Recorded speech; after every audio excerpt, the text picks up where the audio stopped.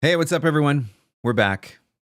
Another exciting episode of Free Advice Friday. It's been a few weeks since I was able to join you on the live stream, but looking forward to being back and being able to do this again and answering all of your voiceover business and marketing questions. That is always the goal for Free Advice Friday. So whatever you guys want to talk about, I am here. Ask and answer. If you have a question that you would like to ask on Free Advice Friday, feel free to type it into the comments. Put a Q beside it.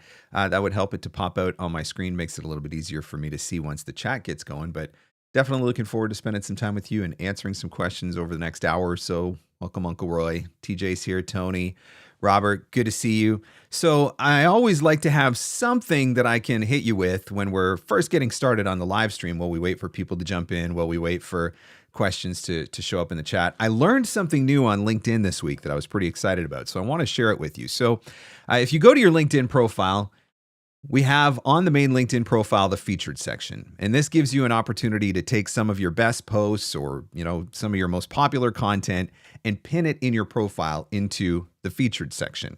So in this case, I've decided to feature a demo, but there's a number of different things that you can do here in featuring content. That is on your main profile page.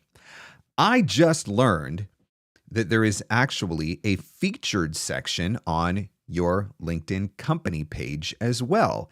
And if you're not taking advantage of that, you absolutely should be. So if you scroll down to your experience section, your company page is the one that shows up down here if you've created one, and anybody can create a company page for free. So if I come over here, this is my LinkedIn company page. Now, there's not a whole lot going on this page, I'll be honest, but it's still nice to have. One of the biggest reasons I like to have it, so I can have the little image there, so I can have the little logo there beside VOpreneur, and that's one of the reasons. And I also have a company profile so that I'm able to do LinkedIn advertising. But if you come over to your LinkedIn company page, there is now a featured section on your LinkedIn company page as well. And this is something that I didn't always know about. Like I said, I just discovered this. So now I have set it up and take advantage. So when somebody comes to your LinkedIn company page, clicks through, they will be able to see some of your best featured content. So how do we do that? Well, when you come to your LinkedIn company page, it's going to show up on your administration dashboard. And if you go down to edit page, you're going to see a bunch of different options that you can edit here. So if you come over to featured and then managed featured, you will be able to add content by clicking this plus button. So if I click that plus button, it will show all of the different content that I currently have available to choose from. And so I can select this one. And there we go. So now I have 3 different stories in my featured section. And so if I go back to my page to view as a member, there it is. It's showing. I just have to scroll over. Right? So anyway, featured section. Quickly walk you through that again. This is your viewing as a member. Go to your admin of your company page. And then you're going to scroll down to edit page. And then it's right here, featured. So if you do have a company profile set up for LinkedIn, which again, free to set one up, totally worth it to have. Now there is an option to have some featured content on that company page as well. And so that was a cool thing that I learned that I decided, hey, I should share this with everybody because why not? So there you go. It pays to come to Free Advice Friday for all of those good little tips and tricks just like that. All right. And with that, let's get on with the live stream, shall we? Thank you guys so much for joining me. I appreciate it as always. Love hanging out with you. Love answering your voiceover business and marketing questions. And the first question up comes from Tony. From your experience, how well are you able to retain stuff from conferences? I tend to want to remember everything, but my brain is like, not going to happen, dude. I'm a big note taker. I really am, Tony. If I'm sitting in a session, chances are I will have my laptop out, and I'll tell you, I prefer to take notes on my laptop over my phone only because the phone offers multiple opportunities for extra distraction as text messages are popping up, notifications are popping up, etc. So I prefer to take notes on my laptop. So that's one of the things that I do. I do take a lot of notes, but then I also make a point of obviously reviewing those notes when I get home from the conference. And something else that I am doing, and I shared this I did a podcast episode just before VO Atlanta with some tips and tricks for getting the most out of VO Atlanta. And one of the tips that I shared was after you come home from the conference with all of the notes that you have taken, try feeding those notes into an AI like ChatGPT, for example, and saying, based on all of these notes, I want you to create a summary document for me and give me my top 5 action items of things that I need to put into practice now in order to be able to take advantage of everything. And so it's just another way. But definitely for me, having those notes and being able to review those notes and then making a point of creating action items from those notes. The notes in and of themselves have very little value if you're not actually creating action items for what you are going to do with the things that you learned and that you took notes on in the first place. And so I think that's a next big step that often gets missed. So again, if you guys have questions for Free Advice Friday, I am here to answer as many questions as I can over the next hour or so. Don't be afraid to type your question into the comments. Just put a Q beside it so it pops out, a little bit easier for me to find on the chat. Anything business and marketing related as far as voiceover is concerned, I am happy to answer as many of those questions as I can for you. So let's see what's going on. What else is happening in the chat? Uncle Roy makes a good point. Taking notes, yes, but many of the sessions are recorded. So for example, VO Atlanta, you do have the opportunity to go back and revisit recordings. So sometimes just going back and revisiting everything is actually a good way to bring it back top of mind again. So something helpful to keep in mind.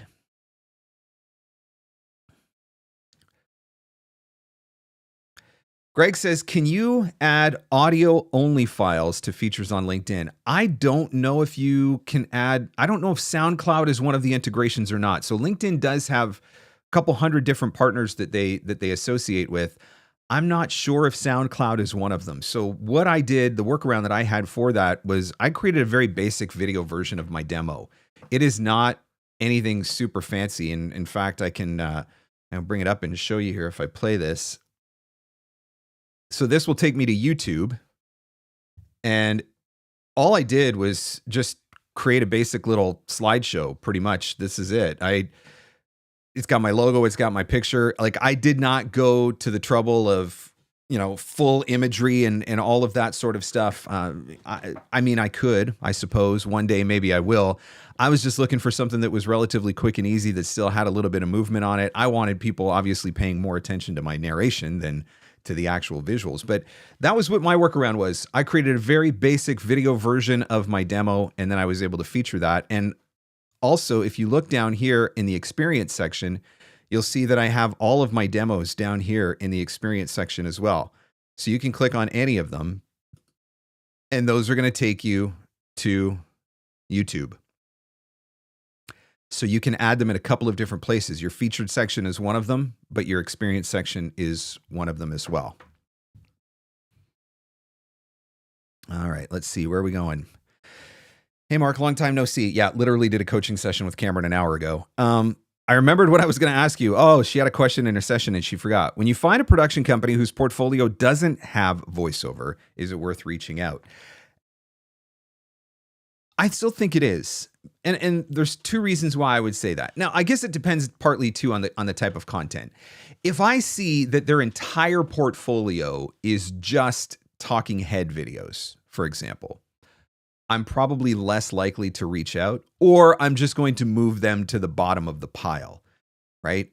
After I've reached out to all the other people that I want to reach out to, maybe I'm going to reach out. If I can see that their video content is exclusively drone footage, and that looks like that's what they do, is they do drone footage for corporate videos, then I'm probably not going to reach out to them. But if they are creating produced videos, commercials, etc., just because I don't see any immediately in their portfolio, and first and foremost, I am not taking the time to listen to every single video in a portfolio, just to be clear. But if it looks like there's the possibility that they could, I'll reach out. And I may even express it that way when I reach out in the email. I didn't see voiceover in any of the videos that I checked in your portfolio, but I was just curious if you ever do use them or if you ever do have the need. And so then you're still acknowledging, look, I looked into your work a little bit and it didn't look like you used this, but could you ever use this or might you ever use this?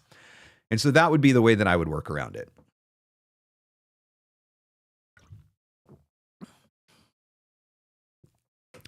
What else is going on, guys? What questions can I answer for you on Free Advice Friday? Don't be shy. Think of this like a free coaching session where you get to hang out for an hour and pick my brain. That is literally what I'm here for. I want to tell you about the introductory email workshop that I've got coming up. I'm doing 2 of these workshops next week. I have been getting asked a lot to do these sessions again. It's been a while since I did one. This is a 2-hour class. It is live via Zoom, so you have to attend in person. It is limited to 10 people so that I have the opportunity to work with each person individually as well. I'm going to teach you what goes into writing a really great introductory email. And then everybody is going to have the opportunity to write a really great introductory email.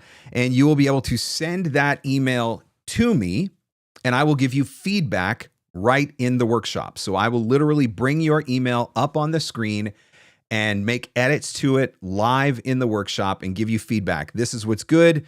This is what we need to tweak. Here's how we're going to tweak it. And then after I make those edits, I will send the email back to you.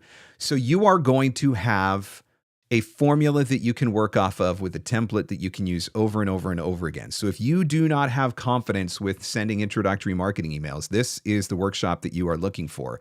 I've got 2 dates available, 2 different times. There are, I think, 3 spots left in each of these sessions. So July 29th, 1 o'clock Eastern. And like I said, it'll probably last approximately 2 hours. And then July 31st at 7 p.m. Eastern. And that one, again, going to last approximately 2 hours. You do need to attend live. This will not be recorded.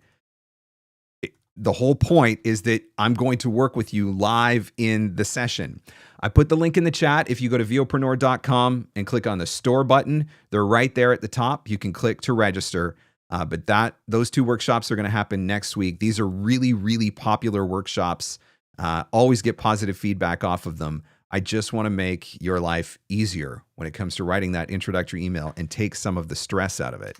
And so that's what that workshop is all about.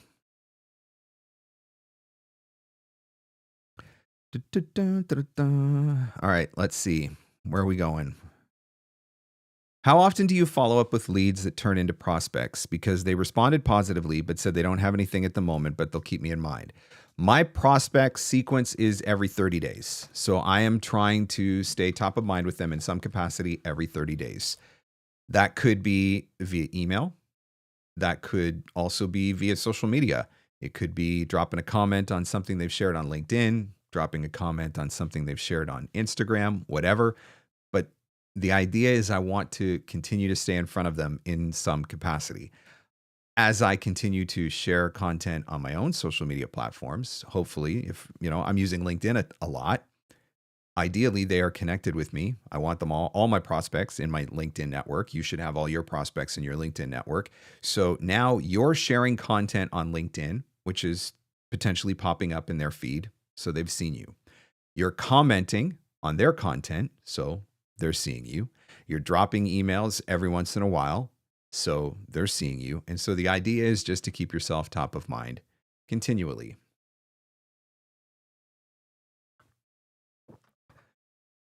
Laura says, I'm editing an audiobook in Audition. How do I set up my RMS? That sounds like an Uncle Roy question. Uncle Roy, you want to take that one? Uncle Roy is watching live, Laura. So hopefully he can answer that in the chat. Because that is definitely an Uncle Roy question.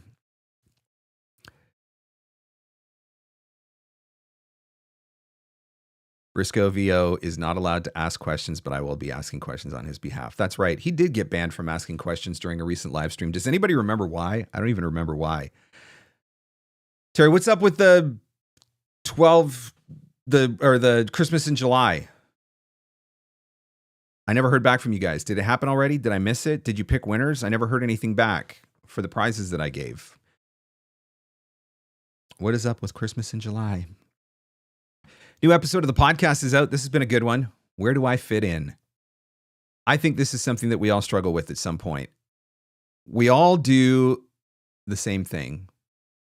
We're all professional voice actors with professional training and professional demos and professional home studios, and we all have Source Connect, and we all offer quick turnaround. And when we all do the same thing, it can be really hard to figure out, where do I fit in?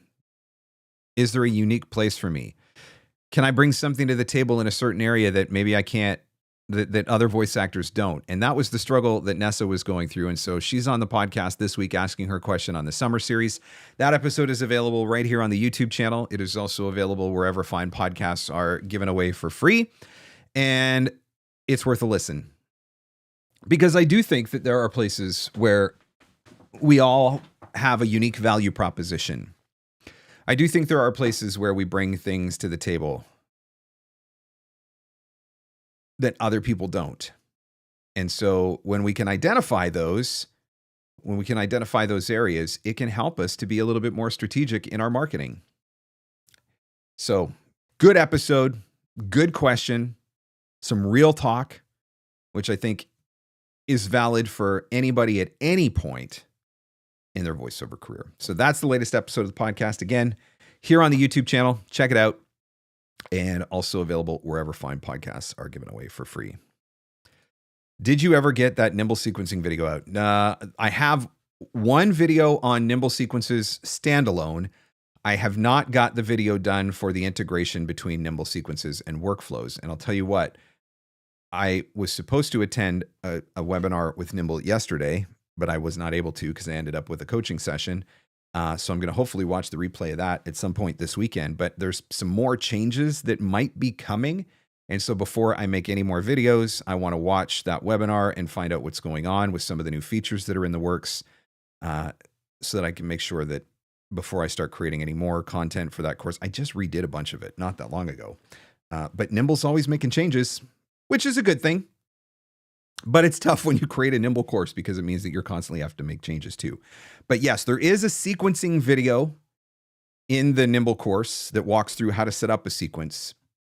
The video that is not done is the one on sequence workflow integration, which is not as essential. Getting the sequence set up is the main thing.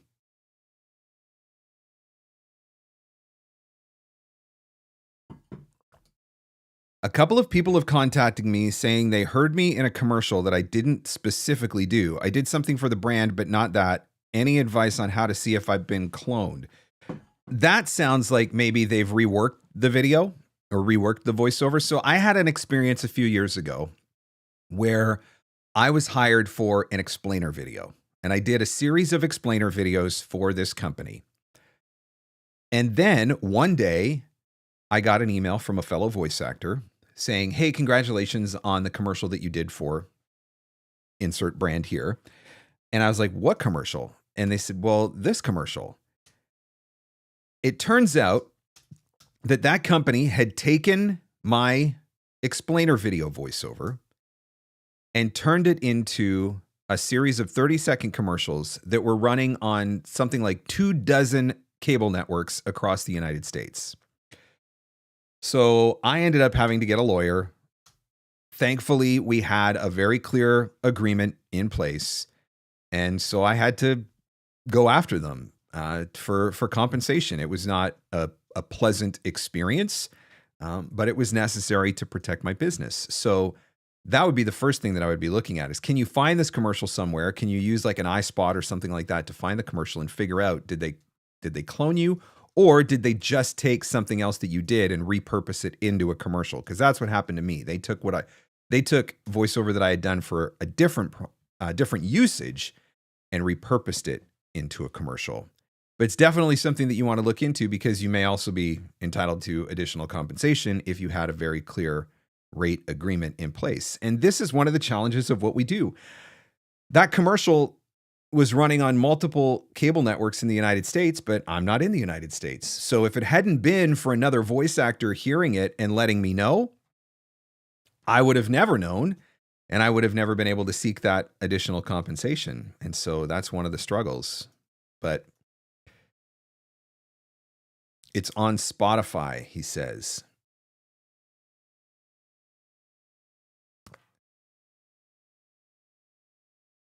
It might be worth just reaching out to the company directly and saying, hey, I heard a commercial on Spotify.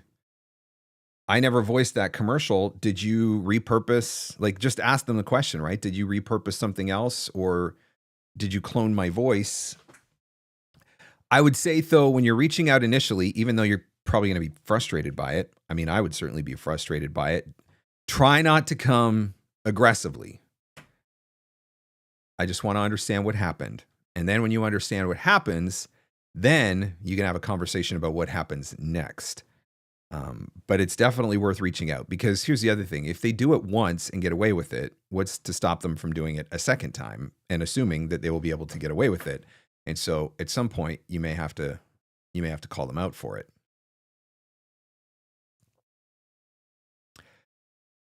If you have a question that you would like to ask for Free Advice Friday, by all means, please feel free to type your question into the comments. And if you can put a Q beside it, it makes it a little bit easier for me to find it when it pops out on the chat. But that's what I'm here for, to hang out and answer all of your voiceover business and marketing questions. So please don't be shy. Joe says, I'm on module 4 of the playbook. Do you have something on there about getting the most out of LinkedIn, or do you have a separate instruction on becoming an expert on LinkedIn? There is actually a LinkedIn video in Playbook. So that's the later modules. There's set modules for different social media platforms. Now, the Playbook module is going to give you a kind of an overview of LinkedIn and some of the different ways that you can dig into it. I do offer a separate 2-hour deep dive Making Money with LinkedIn masterclass. If you're interested in that one, you can go to the Viopreneur, click on the store button, and that one is down here, Making Money with LinkedIn. And that one was just updated earlier this year. Was it earlier this year or was it late last fall? I'm trying to remember when I redid that course. But anyway, that's if you want to really dive deep. You can check that one out. Guys, if you're enjoying Free Advice Friday, or if I've answered your question, by all means, feel free to hit the like button. I would certainly appreciate it. Make sure you subscribe to the channel as well, so you'll always get notified whenever I go live.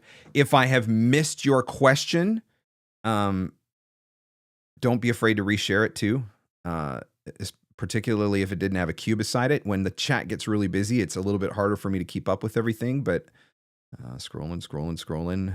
Let's see. Did I miss anything?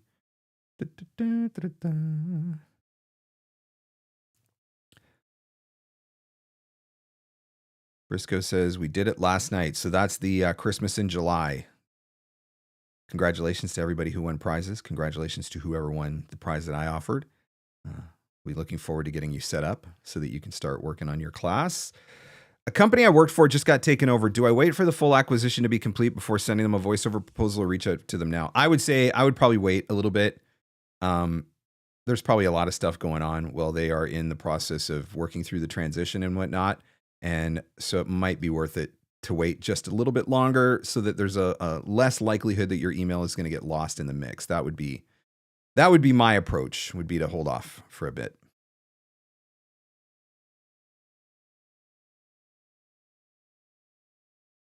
Hey, Mark, the art of the follow-up email. How do you structure them to differentiate them from the initial email and add value you haven't already covered? In the introductory email, you're keeping that email short and sweet, ideally. And you're also trying to keep that very personalized. I think the follow-up email offers an opportunity to dig a little bit deeper into your value proposition. So in the follow-ups, talk about, you can expand on some of those things that you didn't deep dive into in the introductory email. I also think it's really important with the follow-up emails that each email only has one main theme, one main focus, and one clear call to action. And what I mean by that is I would not be writing a follow-up email where all of a sudden I line list all the different things that I can do for them, or start talking about, different service offerings and stuff like that, because I think that can get a little bit too confusing.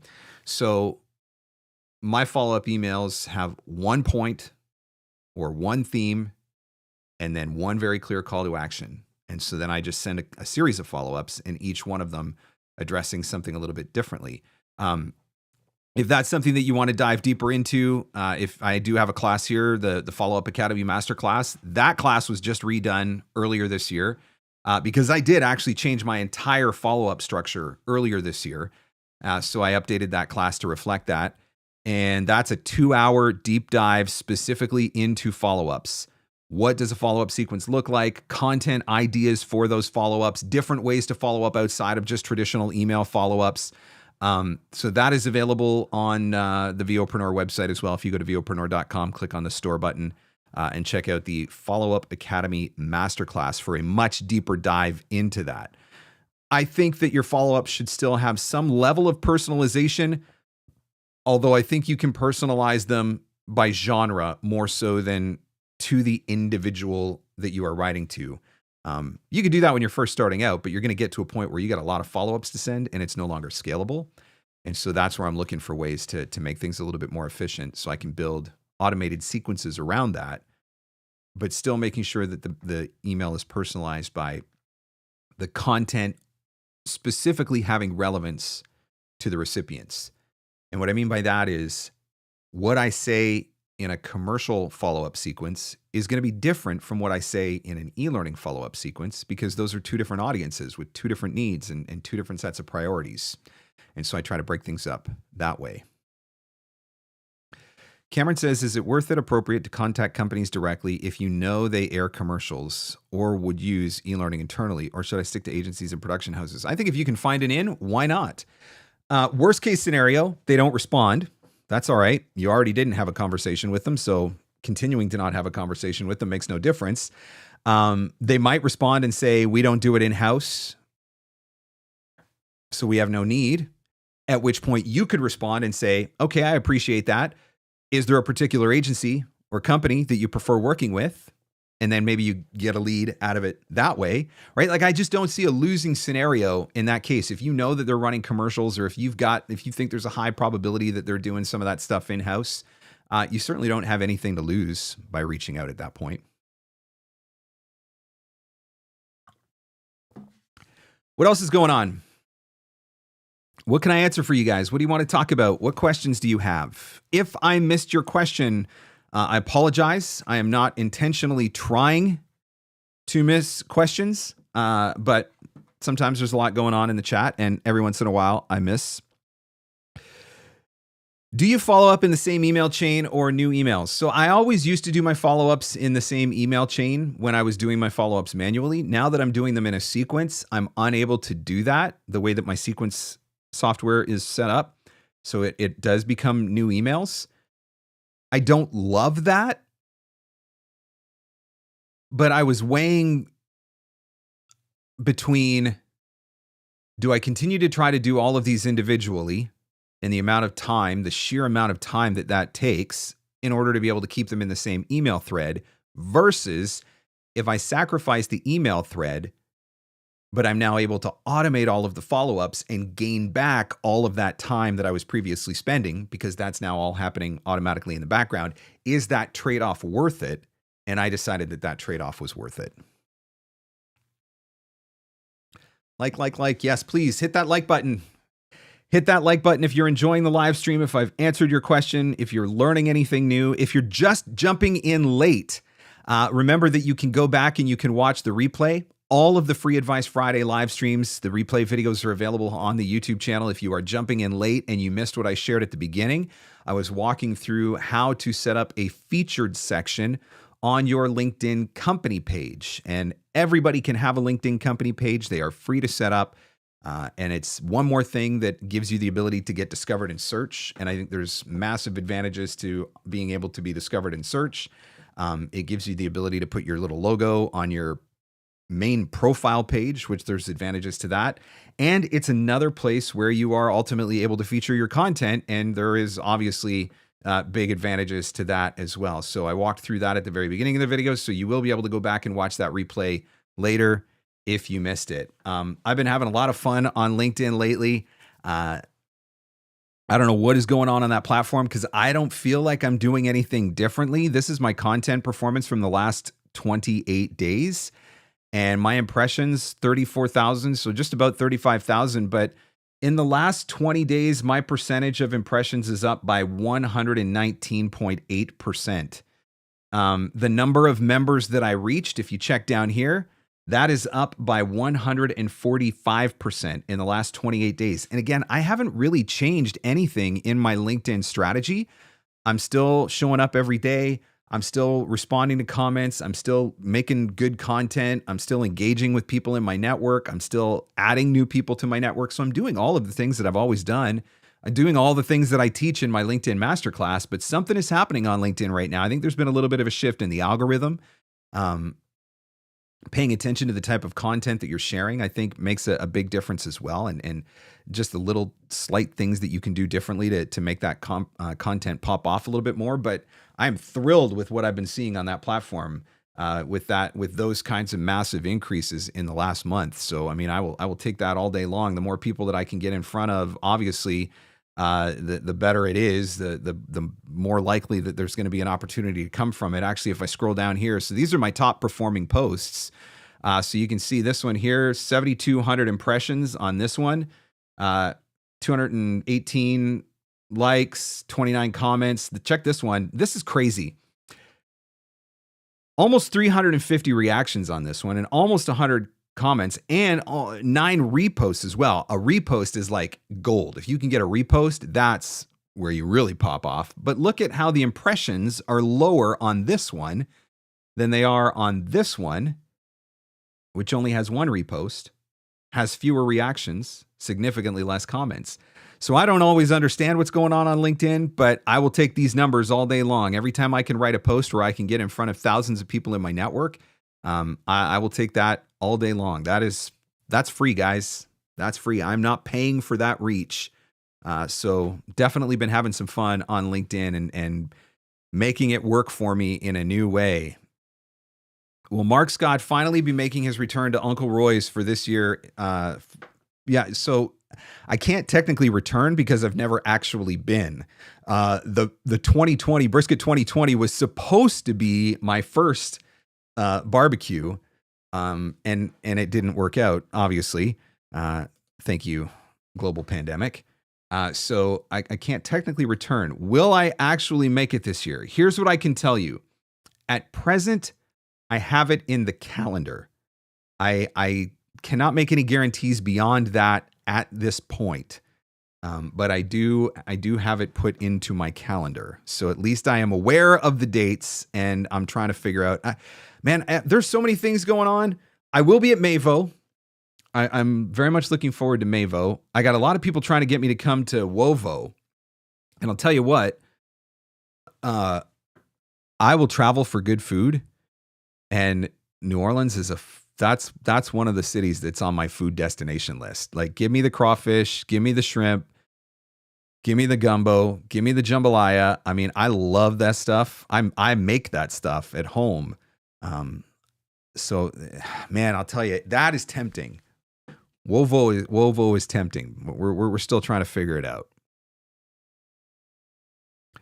Melanie says, what are your thoughts on actually calling a contact versus emailing them, perhaps after the initial email funnel? Wondering if actually talking to someone makes a difference. I'll tell you what, I am not a cold caller. And there are very few scenarios in this world that can convince me to cold call.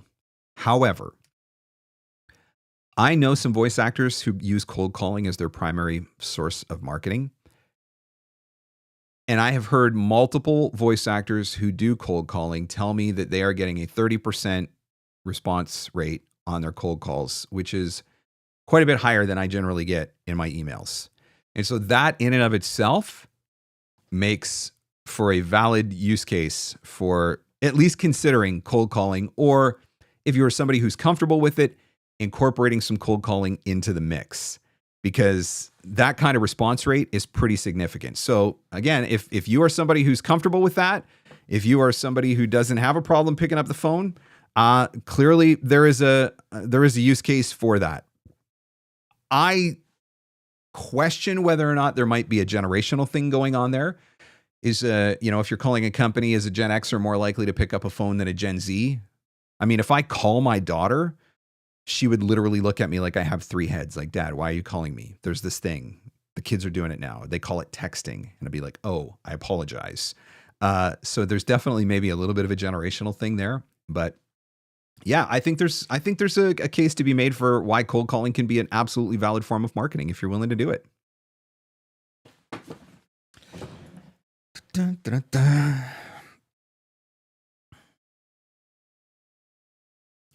That is massively confusing as to how LinkedIn ranks content. It is massively confusing. Here's one of the things that I think. The size of the networks of the people you are reaching, I think makes a difference. So if you're reaching a bunch of people who only have a couple hundred connections versus if your content is reaching people who have a couple thousand connections, because LinkedIn will push the content out to the people who are in your network, but to a degree, it will also push it to people outside of your network who are in the networks of the people who engaged with your content. I'm trying to make this not confusing. And so I think that's part of it, is the size of the networks of the people that you are reaching. But there are definitely some things about LinkedIn that I do not understand. All I know is that right now, there is plenty of opportunity for good quality content.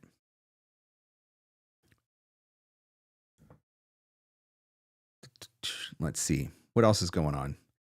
What other questions can I answer for you guys? I absolutely hate it when my kids text me when we were inside the house together. Do you know what I did? This is real.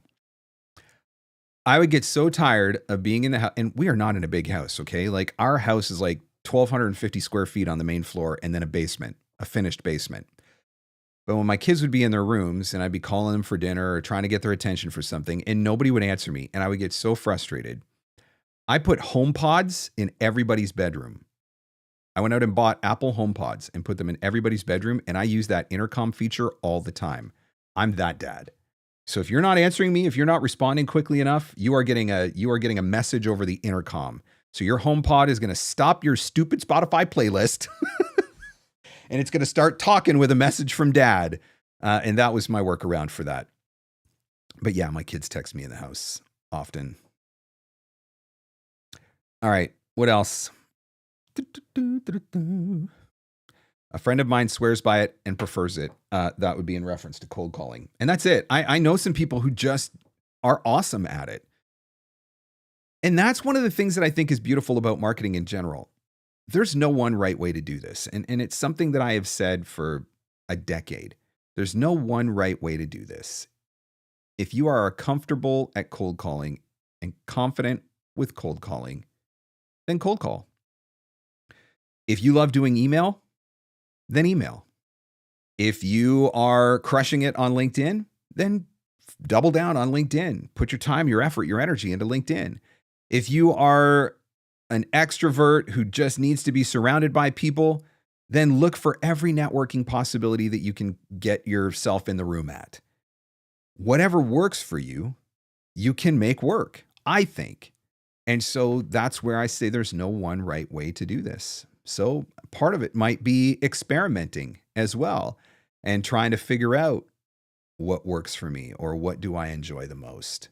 What am I most likely to do? I mean, that's what it ultimately comes back down to, is what is the form of marketing that you are most likely to do? That's the one I want you to pick. I want you to pick the one that you are most likely to actually follow through on and do.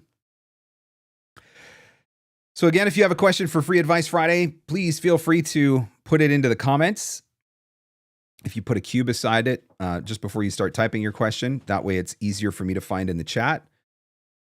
I've still got a little bit of time.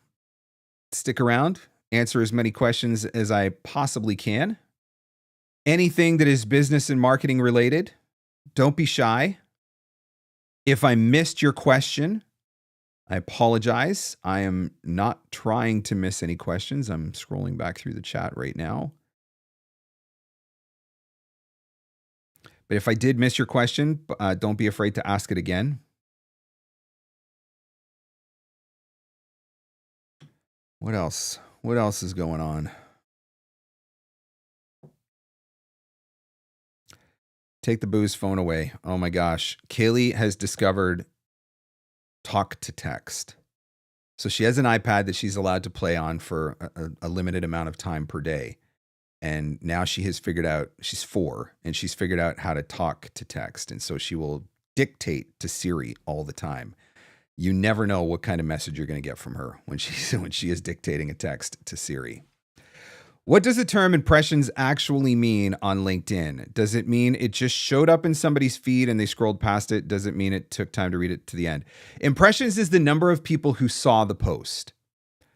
So it could be what you said. It could be that it appeared in their feed and they were just scrolling on by.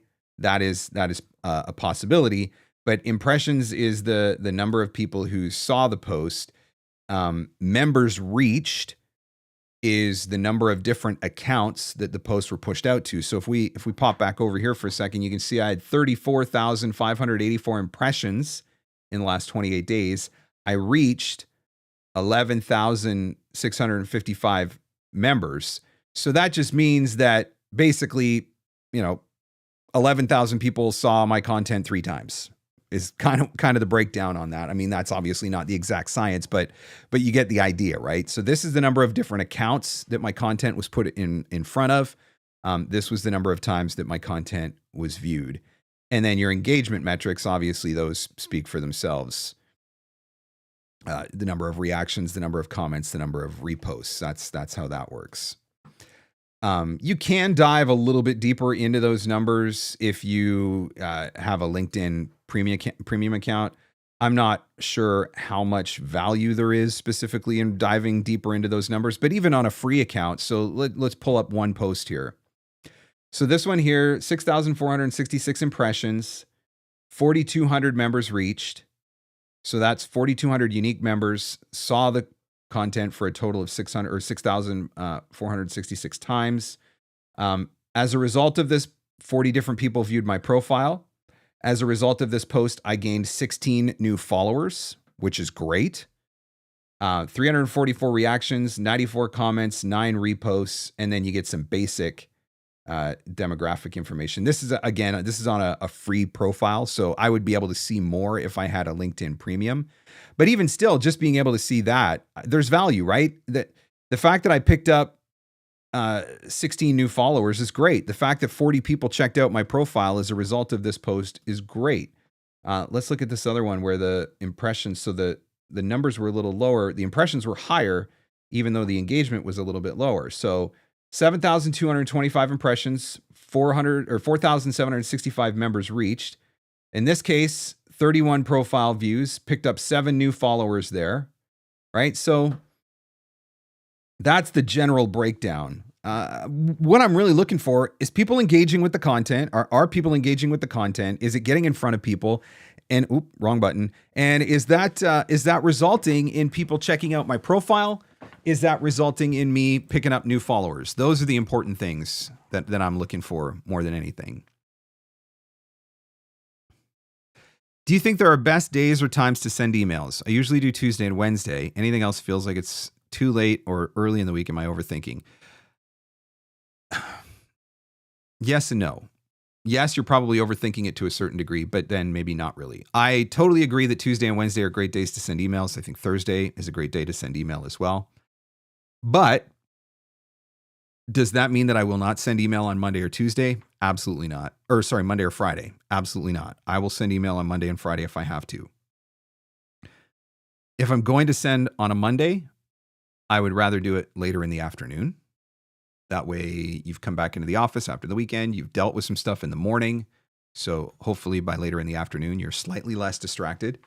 If I was going to send email on a Friday, it would be the opposite. I would send it earlier in the morning because by Friday afternoon, everybody's already checked out or, probably checked out.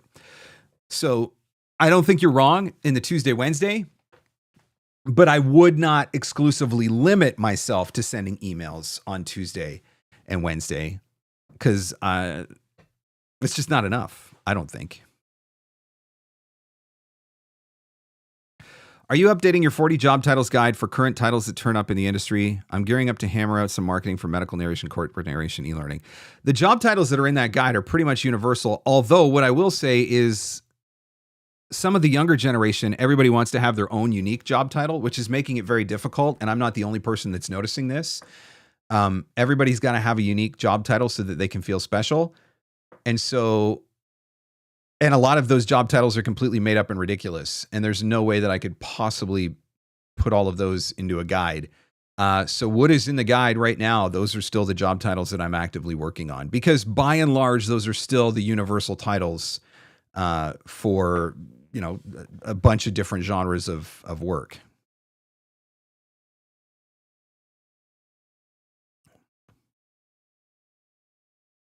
Have you ever actually used LinkedIn Premium? If so, did you find it to be worth it? So I did a free trial of LinkedIn Premium for the first time ever in June. I finally was convinced to give it a shot for a month. It does not get you any additional reach, as far as I can tell. So there's not really any value there. And that does actually differentiate it, because with Meta, if you pay for a Meta verified account, part of what they're selling you is the ability to get more reach. If you pay for a blue check mark on X, part of what you're paying for is the ability to get more reach. LinkedIn claims that you do not get any additional reach. And I did not see any evidence that I got any additional reach. Where the value would come from most voice actors with a premium LinkedIn is the ability to do unlimited searching. So right now, if you sign up for, right now on a free LinkedIn, you are restricted to the number of searches that you can do in a month, and you are restricted to the number of connection requests that you can send in a month. And so the advantage to doing the premium LinkedIn would be, being able to overhaul or to go beyond those limits is basically what it is. So right now, on a free profile, you can view the first 1,000 results with your searches. That gets wiped out if you have a premium. With a free profile, you are allowed to do 100 connections per week, and that gets wiped out if you have premium. But my question then would become, are you really going to send more than 100 connection requests every single week? Like, I don't think that's realistic for most of us anyway. You do get the advanced analytics on LinkedIn Premium, which I think can be a blessing and a curse. It can be nice to dig into the analytics a little bit more. It can be nice to see all the people who are viewing your profile, but that can also become a time-sucking rabbit hole that you can fall down and lose an entire day on. And that's not particularly productive either. So that's where I come back to the biggest advantage that I can see for most voice actors would be in taking off all of the search restrictions. So if you are using it for your primary source of lead generation and you're doing a lot of advanced searches using multiple filters, trying to find specific job titles, specific companies, specific geographic regions, specific company sizes, et cetera, et cetera, et cetera, the LinkedIn Premium would make that a little bit easier for you. But most voice actors aren't using it to that level anyway, not to the level that takes them beyond what you can do on a free profile. So ultimately, I decided that for now, it's not worth it. If it had got me more reach, I might have paid for it for a year. But since it doesn't, I'm not sending more than 100 connection requests a week. I couldn't keep up with it. And I'm not blowing out of my searches, my amount of free searches every month. I mean, periodically, every once in a while I do, but by and large, I don't go past my free search limit. So for me right now, the value proposition isn't there. It was nice to see who's viewing my profile, but I also figure if people are viewing my profile, if my profile is filled out well, it's going to give them all the information that they need anyway. And then hopefully they're going to follow up with me. If they want to connect, great. They want to send me a direct message, great. They want to reach out to me via email, great. So I don't know. Being able to view, I guess what it comes down to for me is being able to view who viewed my profile wasn't worth the $60 a month or whatever it was that they were going to charge me. Not for that one feature anyway. Guys, again, I want to remind you my introductory email workshop is coming up next week. I've got 2 different dates and times, July 29th, which is Tuesday, 1 o'clock Eastern, July 31st, which is Thursday, and that is at 7 p.m. Eastern. I am literally going to hold your hand through writing an introductory email. And by the time the workshop is done, you will have a formula to follow and a template that you can use over and over again in your email marketing. This is going to take all of the guesswork out of that introductory email.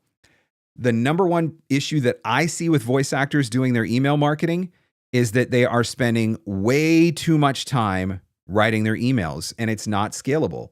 And one of the things that you do in this workshop, I make you write an email in 5 minutes, and I make you do it to prove that you can. So you're going to write an actual email. At the end of the workshop, you will write an actual email, send it to me. I will edit that email and send it back to you, and you will have an email that you can use. This is a small class size. It is a live workshop. You must attend in person. It's limited to 10 people. There's a couple of spots left. I think there's 3 spots left in each one of the classes. So if you want some extra help with your introductory email, this is a class that you're going to want to check out. If you go to vopreneur.com and click on the store button, or I will put the link in the chat here as well. Oops, wrong button. Introductory email workshop. Oh, I keep hitting the wrong button. There we go. There's the link in the chat. So again, Tuesday, July 29th, 1 o'clock Eastern. Thursday, July 31st, 7 p.m. Eastern. I think there's 3 spots left in each workshop. It's a 2-hour class, very interactive, very hands-on. If you want some help with your email, this is a class that you're going to want to check out. Click that link in the chat. Go to vopreneur.com. Click on the store button and sign up for it there as well. If the only thing you can find to relate to a company is I've been following you on Instagram for a while, is that enough? I would use something on Instagram. What is it that you enjoy about their Instagram? I really love this type of content that you share on Instagram. I found this post that you shared very relatable. So would I just reach out and say, I've been following you on Instagram for a while? No. Would I say, I've been following you on Instagram for a while, and man, I really love this type of content that you share? Yes. So taking it a step further.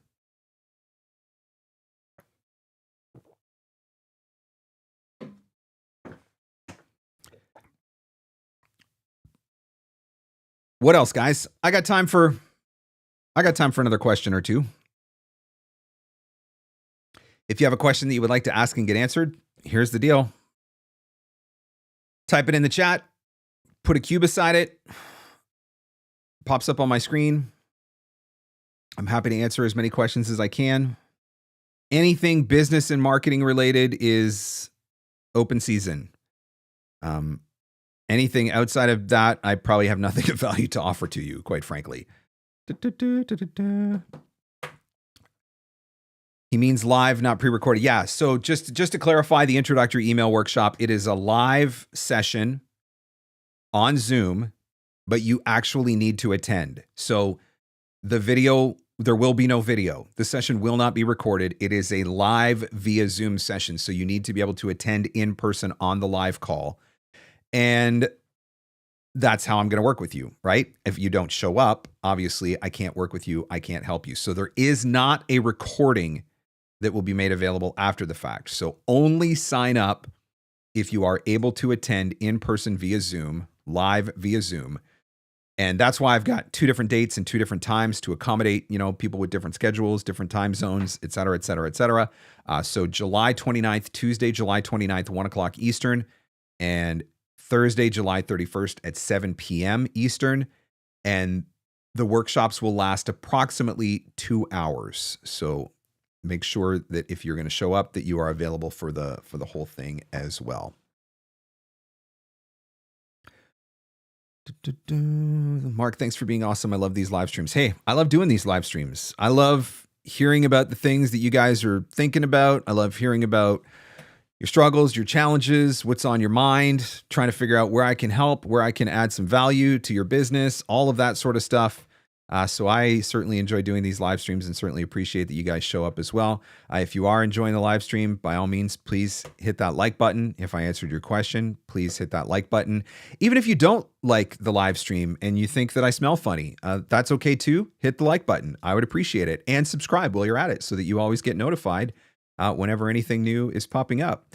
Also, make sure that you go and check out my other YouTube channel because I'm trying to get that channel going as well. That is the channel where I'm posting my DocuShorts, and I'm definitely having some fun over there. So I'm going to put the link in the chat to that one. So that is a separate YouTube channel from the VOpreneur channel. Some fun stuff going on over there.